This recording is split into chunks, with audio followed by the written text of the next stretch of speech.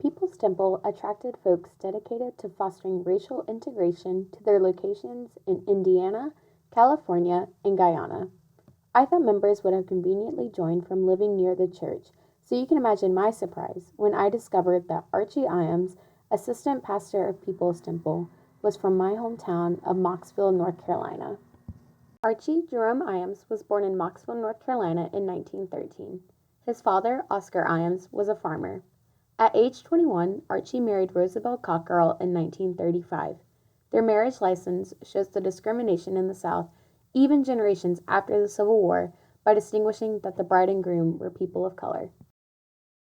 Archie followed in his father's footsteps as a farmer, but the 1940 census shows how difficult his employer must have been since he worked every week in 1939.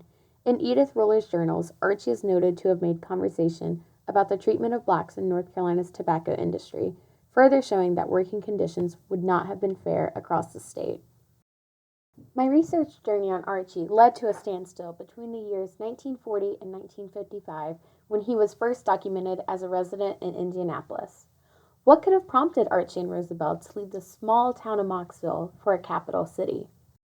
To answer this question, I thought about why anybody would move to a different state, either in pursuit of something or to leave something behind.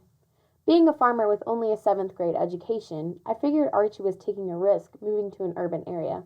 But he was not alone.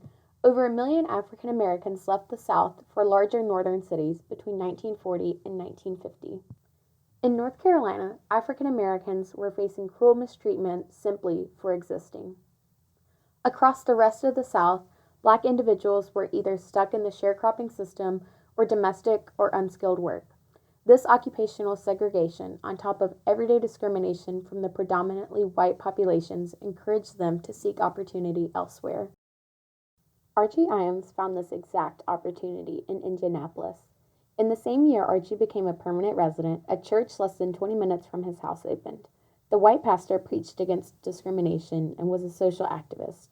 This was one of the first integrated religious services Archie would have come across, and he was welcomed with open arms by the interracial congregation. Within a year, Archie became a reverend for the People's Temple Full Gospel Church. I can think of no better person to describe the impact People's Temple made on Archie's life after living in the South than Archie himself.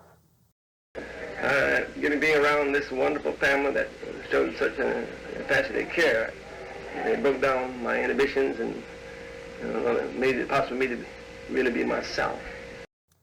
Archie's story of migration is a reminder that just because two people are from the same place does not mean we both can call it home. Archie found his home with People's Temple.